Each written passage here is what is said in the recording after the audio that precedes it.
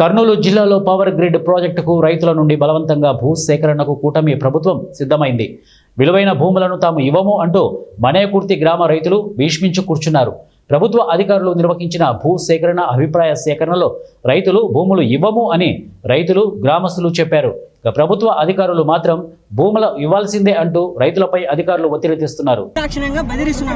మీరు కేవలం 6 లక్షలు అదే జనరల్ అవార్డు కింద తీసుకుంటే 6 లక్షలే వస్తుంది, లేదంటే కన్సర్న్ కింద తీసుకుంటే 18 లక్షలు ఇస్తాము, లేదంటే 6 లక్షలే మీకు, మీరు ఏమన్నా చేసుకోండి అని నిర్దాక్షిణ్యంగా దౌర్జన్యంగా బెదిరించి ఏదో ఒక నయానో భయానో చేసి వీళ్ళని ఏదో భయపెట్టి భయభ్రాంతులు చేసి మొత్తానికి సంతకం చేయాలని. అందులో ఒక ఆర్డీఓ గారు కేవలం అదే ప్రజా అభిప్రాయం కోసం రాకోకుండా కేవలం వాళ్ళ ప్రాజెక్ట్ వాళ్ళకి మద్దతు ఇస్తూ వాళ్ళ తరపున మాట్లాడుతున్నాడు. ప్రజల కోసం, రైతు ఇప్పుడు ఈ మధ్య రైతే రాజు అంటారు, కానీ రైతు ఎక్కడ రాజు ఉన్నాడు? ఇక్కడ పంట పొలాలు తీసుకొని మీరు నాశనం చేసి వాళ్ళకి కొమ్ము కాసి వాళ్ళని చేస్తే ఇక్కడ రైతు ఏమవ్వాలి? రైతు అక్కడ పురుగుల మందు తాగి చచ్చిపోతున్నాడు. కొంతమంది ఉరేసుకుంటున్నారు. వాళ్ళకి అప్పు లేదు, ఏమి లేదు, బ్యాంకులో ఇవ్వరు. ఇక్కడ ఇప్పుడు డబ్బు వస్తే డబ్బు ఏం చేస్తారు చెప్పండి? ప్రసక్తే లేదు. ఆర్డీఓ గారికి చెప్తున్నాము, కలెక్టర్ గా ఎవరికైనా కానీ మేము రైతులకి మేము అండగా ఉంటాం. ఏదైనా కానీ వాళ్ళకి నష్టం వచ్చినట్టు ఒప్పుకున్న ప్రసక్తి లేదు.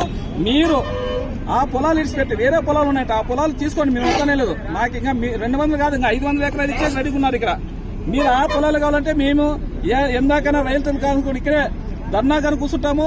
ఈ రోజు ధర్నా కూర్చున్నాం, నెక్స్ట్ మనం నిరాదరించుకొని కూర్చొని రెడీగా ఉన్నాం. ఆ రైతులు మాత్రం ఆ రైతుల్ని వాళ్ళని వదిలిపెట్టే ప్రసక్తి లేదు. వాళ్ళు ఎందుకంటే వాళ్ళు చాలా బాధపడుతుంది. మాకు ఉండేది 5 ఎకరాలు, 6 ఎకరాలు, 2 ఎకరాలు ఉంది. ఆ విన్ని మేము ఆ భూమి అమ్ముకొని పోతే, ఆ పండే భూమి మాకు అందించిపోతే మా పరిస్థితి ఎట్లా?